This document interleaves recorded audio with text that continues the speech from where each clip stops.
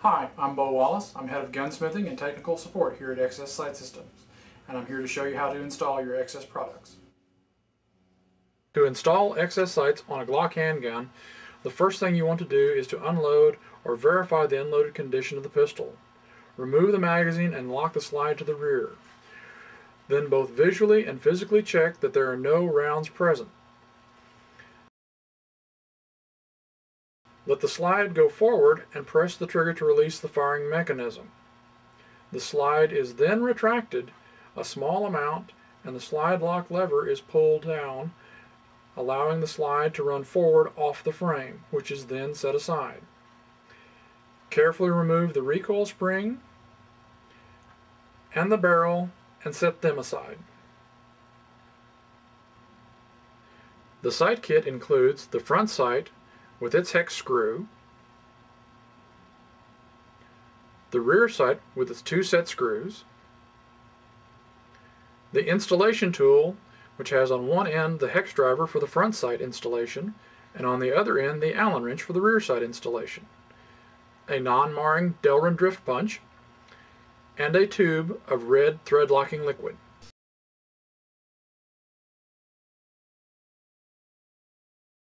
Next, take the instructions.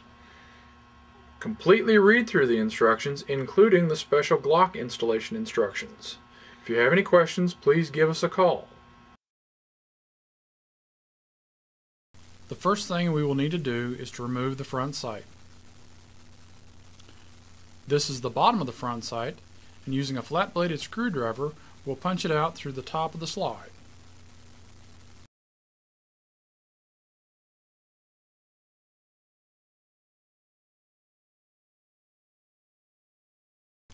Degrease the slide both on the inside and along the top, and allow the degreaser to completely dry.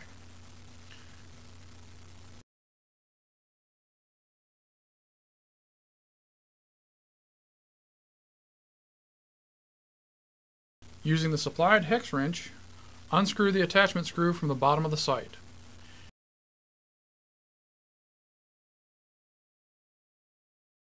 Degrease both of these and allow the degreaser to completely dry before proceeding. If you fail to do that, it can attack the red thread locking compound, which may not set to full strength.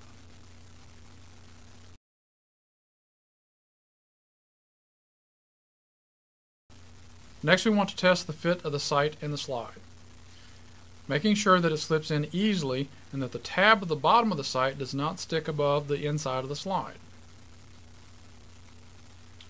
Once we are sure of the fit, we will apply a drop of the red thread locking compound onto the bottom of the sight and a drop onto the threads.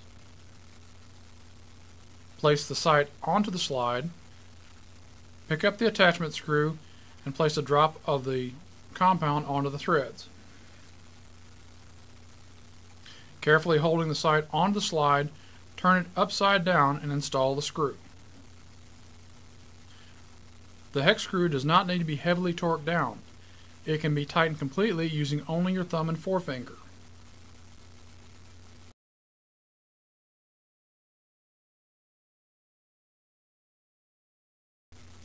Now, before proceeding, look at how the sight sits on the slide to make sure that it is not sitting off at an angle.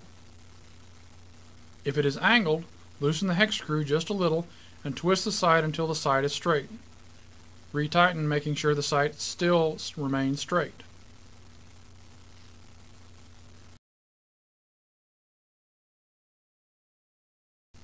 Any excess thread locking compound may be wiped off using a Q-tip.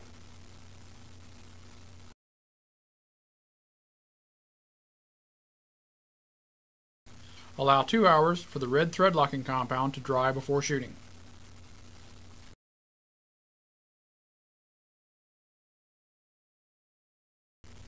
To install the rear sight, using the supplied no-mar punch and a small hammer, tap the rear sights from its dovetail slot.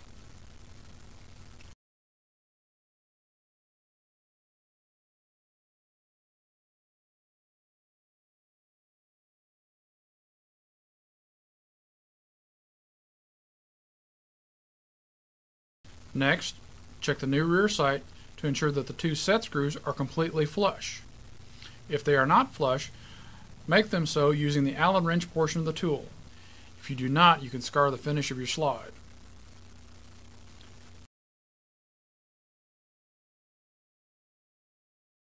Now try the fit of the sight into the dovetail. If it does not slide in easily, using only finger pressure, remove it and using a file or emery paper, remove material evenly across the bottom of the sight until it does.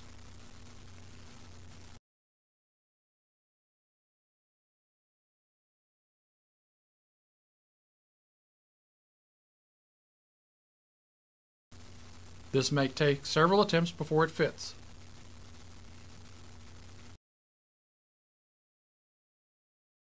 Do not rush the work, but work slowly and carefully.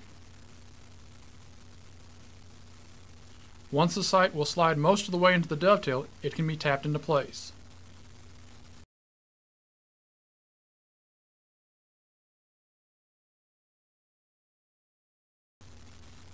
With the sight centered in the dovetail, you can lightly tighten the set screws.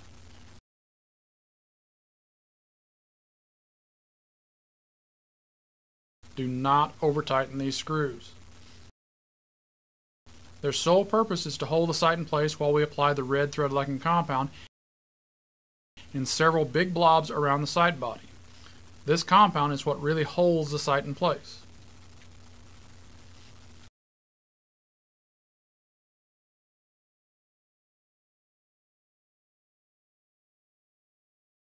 You will notice we do not apply any compound to the screws themselves. This allows you to loosen them if you need to adjust the sight position. Application of this compound is required because the Glock dovetail is cut in an hourglass configuration, and it is smallest in the middle. If you simply try and drive the sight into place, you will crush the tritium vial, which will no longer glow. After a few minutes have passed, the excess compound may be wiped off using a Q-tip and the pistol reassembled.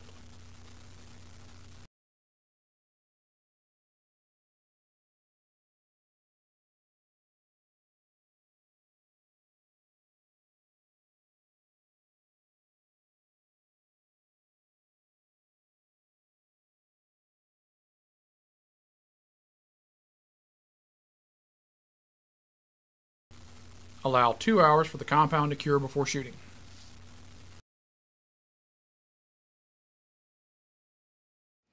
That completes the installation of these excess products. If you have any questions, please give me a call on our toll-free number 1-888-744-4880 Monday through Friday, 9 a.m. to 5 p.m. Central Time. We'll be happy to answer your questions.